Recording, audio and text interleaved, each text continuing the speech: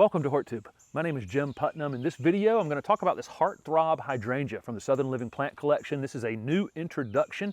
Has probably the darkest red, cherry red flowers I've ever seen on a hydrangea macrophylla. It holds them up big and tall on sturdy stems, and so it's quite showy. It doesn't get floppy in the landscape. It's just going to hold them up big and tall.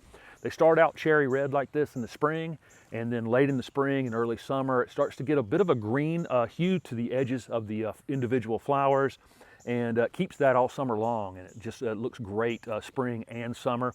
Has really, really nice dark green foliage and has a red hue on the edge of all the leaves, which is also quite ornamental as well. It's a super compact growing variety. It only gets 3 feet in height and 3 feet in width, so it's going to fit most spaces.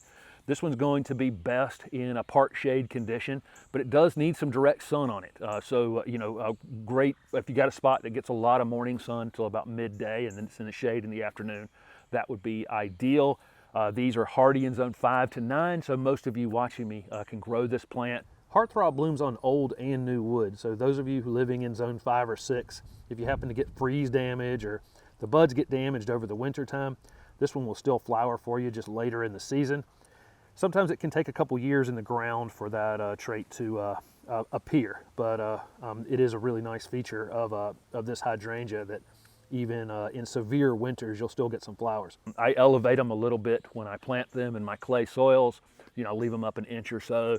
I'll fertilize these in the late winter or early spring, and that's about it. There's not a heck of a lot of maintenance that you need to do on these.